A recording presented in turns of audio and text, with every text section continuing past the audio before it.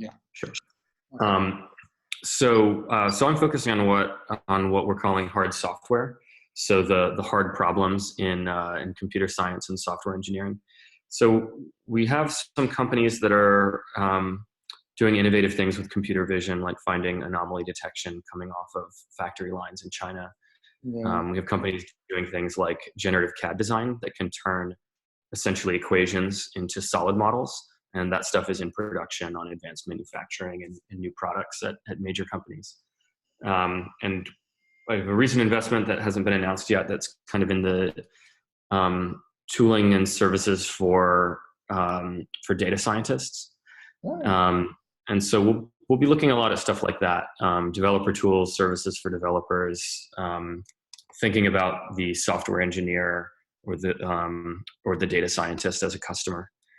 So yeah, that's and then my background is all in LinkedIn. I've been a CTO at a startup called Teespring. I was the lead engineer at a company called SideTour that Yeah. we sold to Groupon. I was at Groupon for a while. I was at Pivotal Labs, iRobot. And like all of us at Root, I have sort of like a few different engineering backgrounds behind me. I did a little mechanical, a little software, very, very little electrical. But So in the podcast, I will be discussing more towards the investment and the success stories of Roots and your prior experience. And the questions I'll send you would be maybe also focused towards your early life and what you see of the software and tool industry going forward. So any other topics you want me to touch base into? What's the thought process, methodology behind Roots, what they look into, what stage they look into, and the exit related? Is that okay? Yeah, I think that sounds good.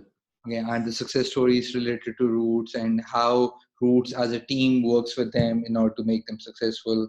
What makes Roots different from a traditional VC? What makes the team so special?